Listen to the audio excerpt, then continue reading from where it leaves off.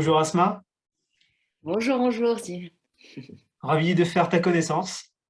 Ouais, moi aussi, de même, hein. Partager ce petit moment avec toi. Donc justement, est-ce que tu peux te présenter, pour nos internautes? Alors, je suis Asma Niang, internationale judokate. Je suis franco-marocaine, mais aussi sénégalaise. Ma maman marocaine, mon papa sénégalais. Puis aussi, j'ai grandi en France. Donc voilà, judokate, pas que. Donc un peu un parcours complètement atypique. Mais bon, on va peut-être l'expliquer par la suite. Alors, quels ont été les éléments déclencheurs de ta passion pour le sport? Ah, moi, le sport, ça a toujours été toute ma vie. Je pense que même lorsque j'étais petite, j'étais la première à grimper aux arbres, à faire des relais. En fait, j'ai toujours eu l'esprit de compétition depuis petite. Donc, j'aimais pas perdre. Je boudais si je perdais. Il y avait quelque chose dans l'ordre de la compétition. Il y avait quelque chose comme ça. Et puis, j'étais douée dans le sport, hein. Comme on dit, chaque enfant a un talent. Moi, le mien, c'était celui-là. Je comprenais vite la coordination motrice. On m'expliquait un exercice tout de suite. C'était en moi, en fait. Voilà, c'était quelque chose en moi. Après, il fallait que je le développe, enfin, forcément. Je suis arrivée en France à l'âge de 11-12 ans. Je ne parlais pas du tout français. Donc, je rencontre ma mère, voilà, comme elle m'avait laissé un an chez mon papa. Donc, je suis venue ici à la rencontre aussi de ma mère. Et puis aussi, apprendre la langue de Molière, hein, qui est tellement difficile. Et comme on est tellement fort en langue en France, hein, c'est ironique, c'était très difficile. Donc, j'étais dans une école francophone.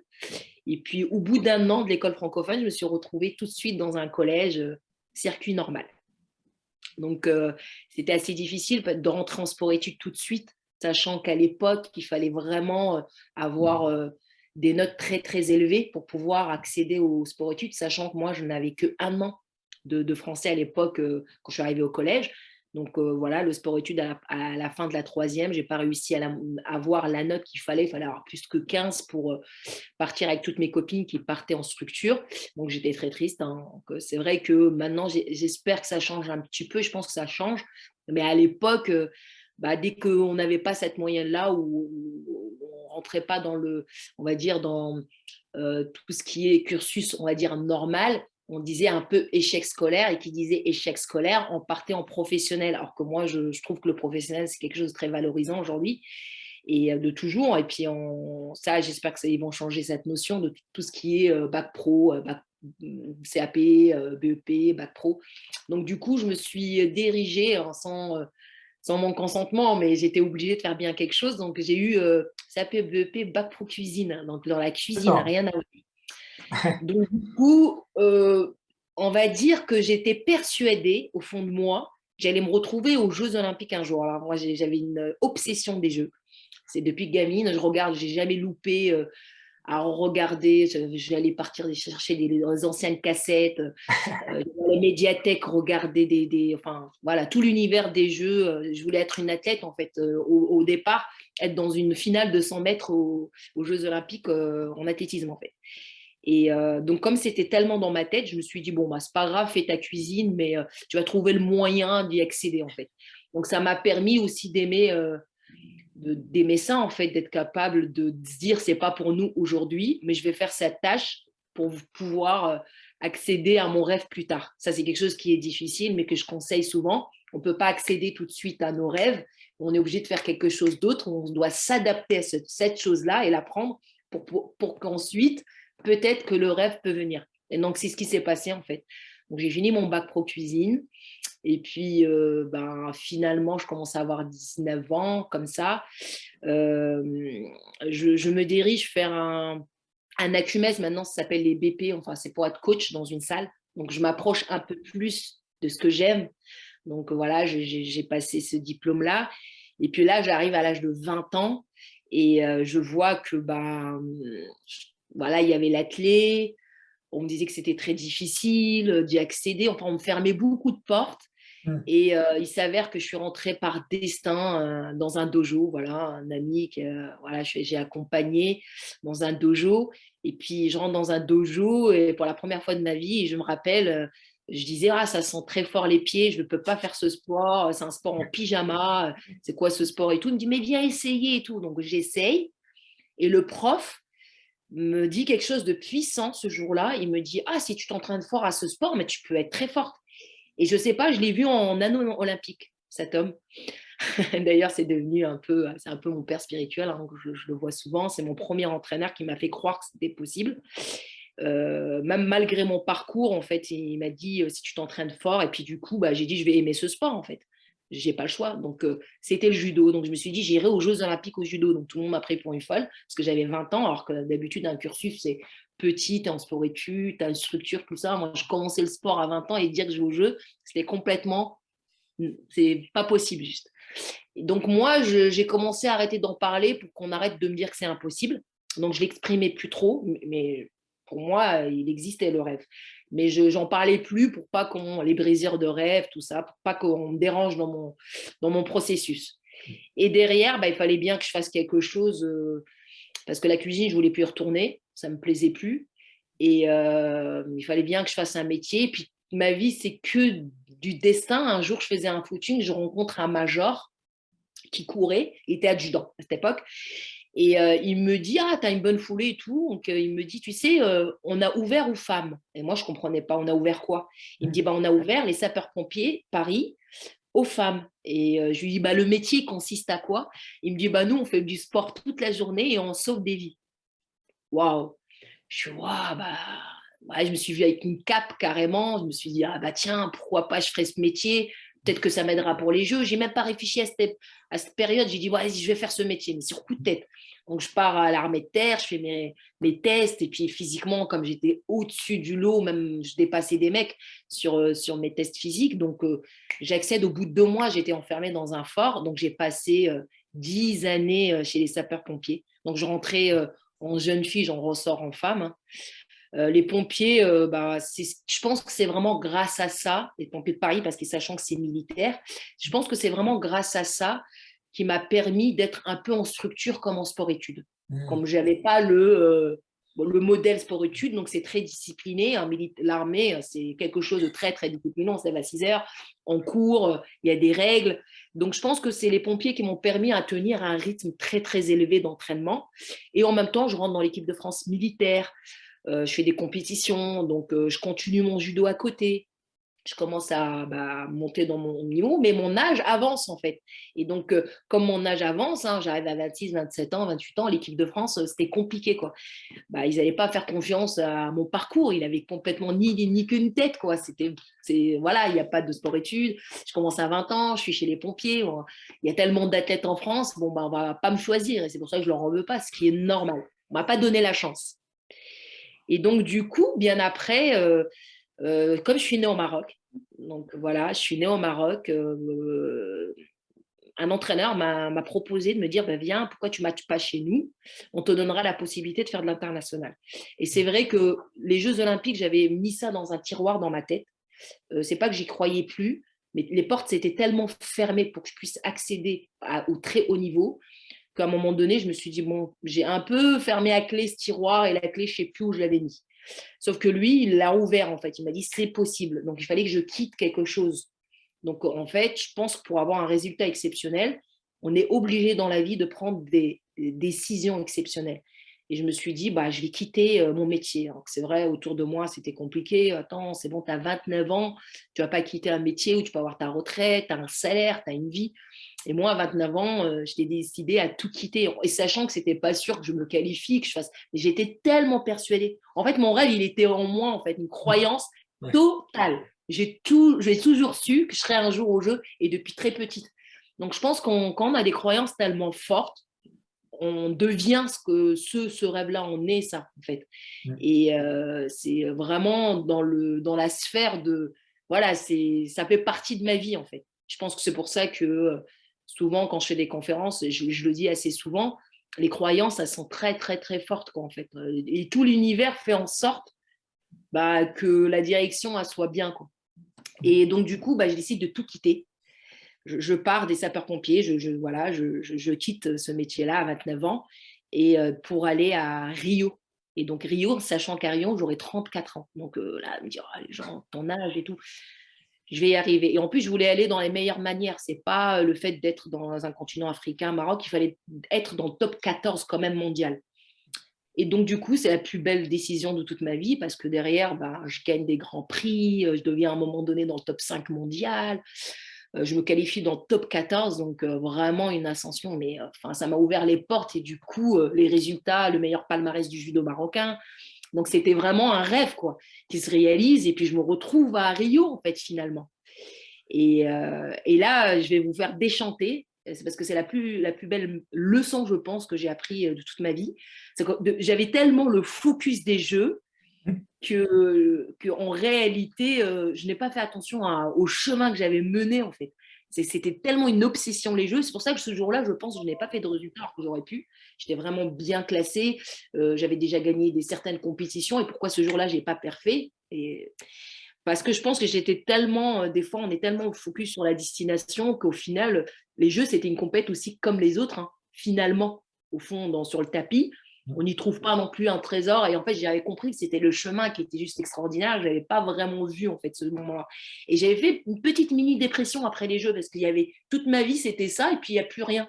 Wow, et c'est comme s'il n'y avait plus de mur, il n'y avait plus rien, il n'y avait plus d'objectif, en fait. C'était l'objectif de ma vie, en fait. Et tout ce qui était autour, c'était juste pour patienter, en fait, à ce rêve-là. Et du coup, je retombe, en fait, je déchante. Et après les jeux, bon, il y a aussi la défaite. Et puis bon, là, je dis, mais mince, qu'est-ce que je fais? Je dis, bon, je continue une année. Donc, je fais une super belle année, hein. Malheureusement, je fais un pied du podium. Je relance sur une deuxième année. Et puis là, il restait pas beaucoup de temps. Et on me dit, bah, tu sais que tu peux faire Tokyo, je pense. Et là, j'ai dit Tokyo à 38 ans, ça va être solide, quoi. Et puis, bah, je le fais encore, hein. Je fais partie des plus anciennes, hein. Sur la statistique, on doit être vraiment moins de 0,1%, peut-être sur 3 4 athlètes à plus de 35 ans, quoi, qui n'y en a pas beaucoup, quoi. J'étais déjà la plus vieille dans ma caté, ça c'est une certitude, hein. C'était moi la plus vieille. Donc, je me qualifie dans le top 18 mondial, hein. Donc, voilà. Et bon, bah voilà, et malheureusement, le Covid, je sais que ça m'a un peu coûté, parce que j'ai eu un peu le Covid avant les Jeux. J'ai vécu une année très, très difficile. Oh, ouais, 3 semaines avant les Jeux, j'ai le Covid, un peu un Covid solide. Donc, j'ai passé un peu, on va dire, une Olympiade un peu difficile.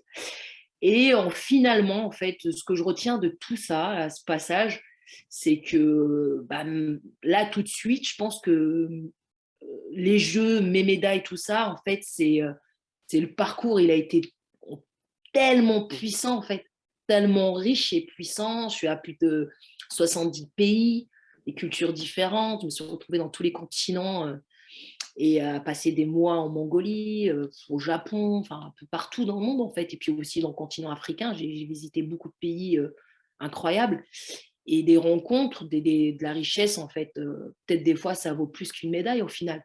Et puis, ça m'a aidé aussi pour mon métier, en fait, tout simplement. J'étais un peu mon propre cobaye à comprendre comment ça fonctionne, tout ça. Et du coup, aujourd'hui, j'accompagne à mon tour, en fait. Donc, j'ai ouvert ma structure, en fait, qui s'appelle Kintsugi People. Alors, pourquoi j'ai appelé ça? Je me Pourquoi? suis Kintsugi People. Alors, Kintsugi, c'est un mot japonais, parce que bon, j'aime beaucoup la culture japonaise. Le judo vient du bois de la souplesse, hein, qui vient du Japon, le pays du soleil levant. Et Kintsugi, Kin en japonais, ça veut dire or. Tsuki, ça veut dire fissure. En fait, c'est l'art de la résilience. Les Japonais, quand il y a un objet qui se casse, ils le réparent et ils mettent de l'or autour. Donc moi, je pense qu'on est tous des kintsugi, hein. Il y a toujours, voilà, on a toujours des filures quelque part et en fait, on fait que de la résilience constamment, hein, sans s'apercevoir, mais on se relève tout le temps. L'être humain, il est fait, hein, que de ça, hein, de transformation. Et donc, du coup, j'ai appelé ça comme ça parce que ça donnait sens, pour moi, ça donnait sens à mon parcours complètement.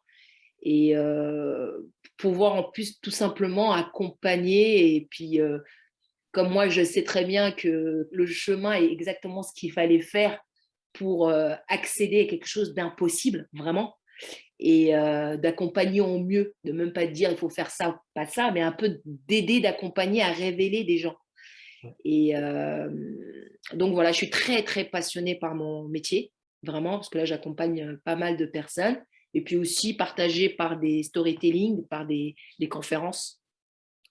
Voilà. En tout cas, sacré résumé là, de ton parcours. que j'aime énormément. Déjà, il y a un aspect chez toi que j'aime beaucoup, c'est vraiment le côté, j'ai reçu des choses, j'ai provoqué des choses et après je retransmets.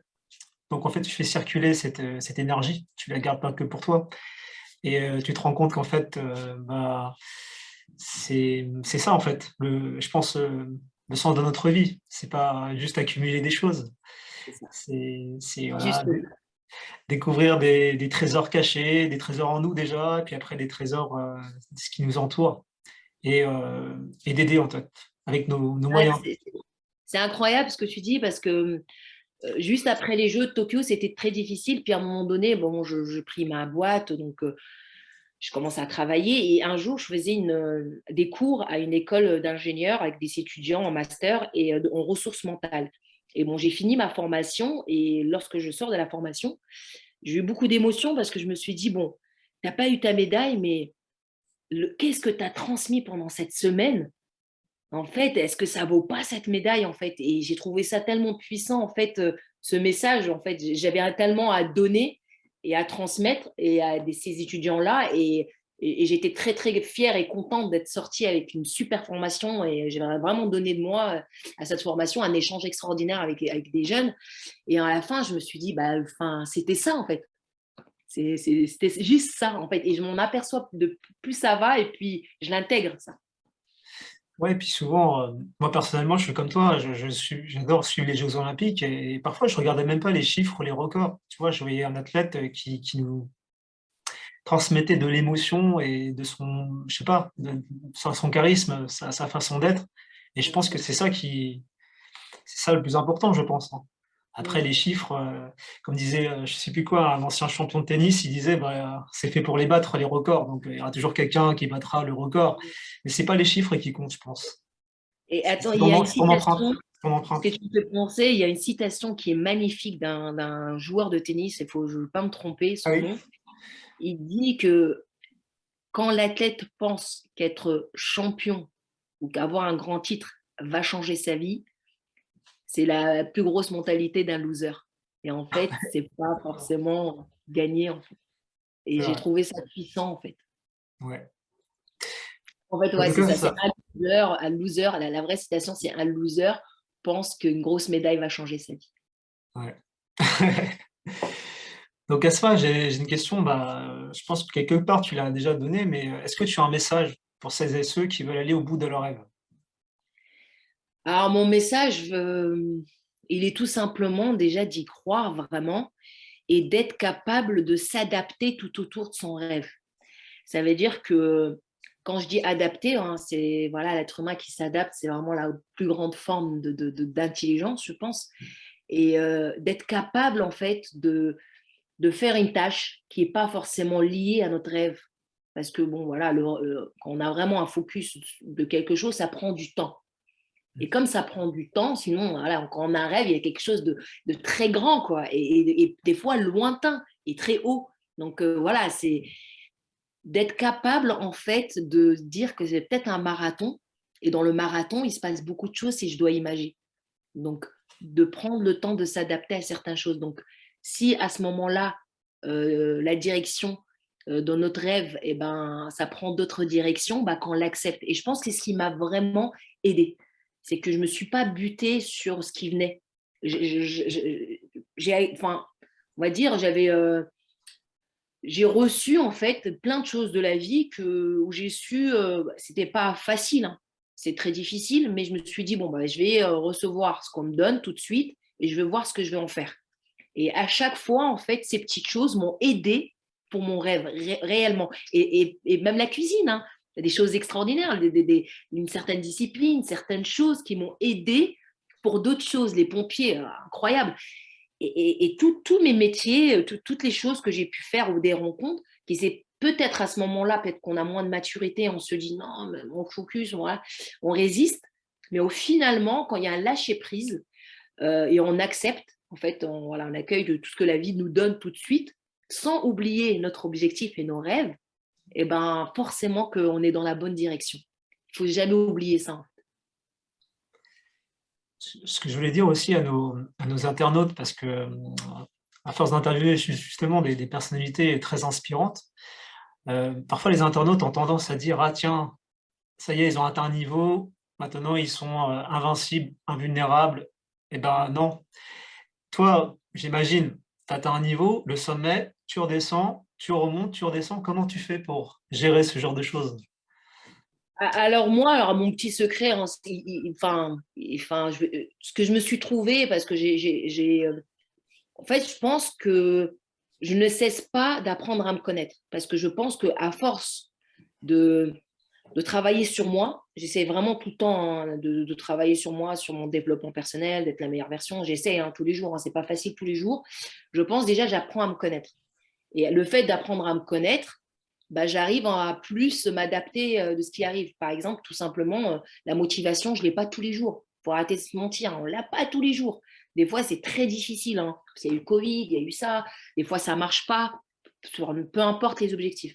Alors moi, ce qui m'aide beaucoup, c'est ma discipline. Je pense que des fois, le mot discipline, c'est quelque chose qui est rustre, qui fait très militaire, qui fait, en fait, on peut intégrer ce mot à notre façon de vivre. Alors, la discipline, ma définition, moi, c'est le petit courage de chaque matin.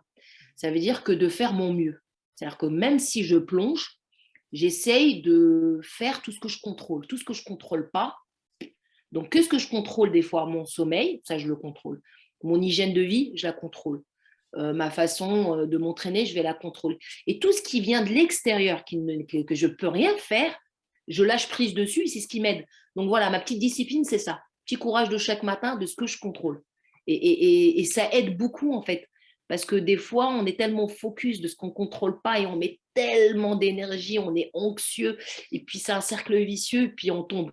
Et finalement, en fait, c'est je lâche tout. Moi, je vais faire tout ce que je peux faire tout de suite là. Ah, voilà, mon sommeil, bon, moi, je vais bien le gérer. Voilà ce que je mange, enfin, toute mon hygiène de vie.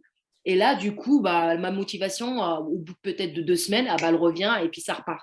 Et je pense que voilà, c'est mon petite astuce qui m'aide quotidiennement. Super, super intéressant. Du coup, j'ai alors une autre question, par rapport aux conférences que tu donnes. Mhm. Toi, je vais inverser les rôles. Qu'est-ce que toi tu as appris auprès d'eux? Incroyable. Alors en fait, ce que souvent, en fait, je dis pas que moi, ils apprennent quelque chose de moi, pas forcément, hein. En fait, je pense que les storytelling, euh, je pense qu'en France, on est beaucoup dans la pudeur. En fait, les conférenciers, il n'y en a pas tant que ça en France. On est des formateurs. Alors, je vais m'expliquer. On est souvent dans la formation. C'est vrai que les anglophones, ils sont capables de te parler de chimie, d'ordinateur et du cancer de leur grand-mère. Ils Ouais. sont capables de mettre de la pudeur sur quelque chose parce qu'en fait, c'est souvent mouvoir pour s'émouvoir. L'être humain, il n'apprend que par l'émotion, beaucoup. Il y a besoin de... Il y a quelque chose, on reste humain, donc il y a quelque chose qui reste dans la mémoire, il faut qu'il y ait une émotion. Et je pense que le fait de raconter tout simplement un parcours de vie, un storytelling, et ben les gens, en fait, c'est à partir de là, peut-être qu'ils vont retenir peut-être un message, quelque chose. Et donc, c'est pour ça qu'en fait, je pense que je vois souvent dans les conférenciers, tout ça, on a un peu mal encore à parler de soi. Et je ne comprenais pas au départ, mais je vois de plus ça va, parce qu'il faut savoir prendre la parole. C'est la deuxième peur après la mort chez les êtres humains. Et c'est une Ah ouais, statistique qui a été d'accord. faite. Le fait de prendre la parole devant du monde pour parler de soi, c'est la deuxième peur OK, après la mort. je ne savais Vraiment, pas. vraiment. Si, si, D'accord. si. Et c'est un exercice qui n'est pas si facile que ça. Même les grands, grands conférenciers qui sont habitués, il y a toujours une espèce de part où on se met à nu et c'est pas évident. Ce que j'ai appris depuis que je fais des conférences, c'est à quel point, en fait, on est empathique. Il y a des transferts, parce que souvent, quand on dit les transferts, forcément, ils sont bons, hein. Les transferts, c'est une forme d'amour. En fait, il y a quelqu'un qui va peut-être faire un transfert à un morceau de sa vie. Donc, je vois dans leur visage et que voilà, ils ont leur parcours aussi et que donc forcément, tu peux apprendre que dans leur chemin, c'était pas aussi facile et que s'ils sont là, c'est que tout simplement, il y a une espèce d'énergie, euh, quelque chose que je leur donne, mais qu'ils me donnent aussi en même temps. Parce que je me dis que je suis pas aussi la seule, hein, même s'ils racontent pas leur histoire. Eux aussi, ils ont dû traverser certaines choses. Et, voilà, il y a une espèce de lien qui se met. Donc, j'apprends beaucoup des gens qui viennent me voir en conférence, bien sûr. Et puis après, il y a des partages, on en parle et je ne me trompe pas souvent. Donc, il y a des gens qui me racontent un peu leur parcours parce que toujours, on reste une petite demi-heure, on discute avec eux. Donc, je trouve que c'est des moments aussi magiques. Ouais. Alors pour finir, alors ça peut-être la liste est trop longue, mais est-ce que tu aimerais remercier des personnes qui ont fait de toi, ce que tu es? Ah, ben, la liste, elle sera longue, hein, mais déjà, je remercie des entraîneurs. En fait, il y a mon premier entraîneur, forcément, j'appelle le Marlin l'Enchanteur dans le sens positif, celui qui m'a dit que c'était possible, tout simplement, hein.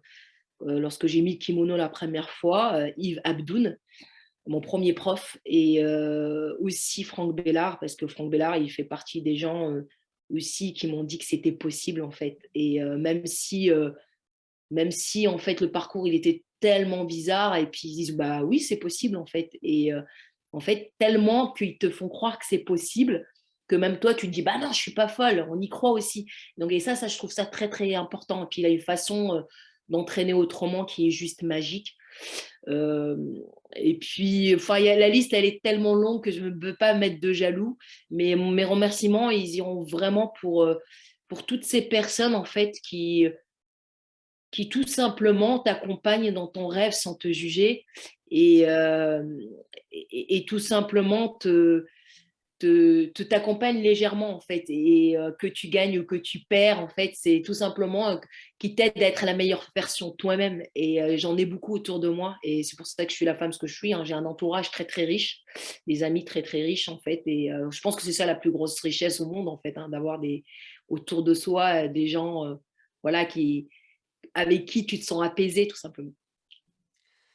Sur ce, Asma, je te remercie, infiniment pour, ton énergie, le partage et le temps que tu m'accordes et puis, bah, continue à transmettre.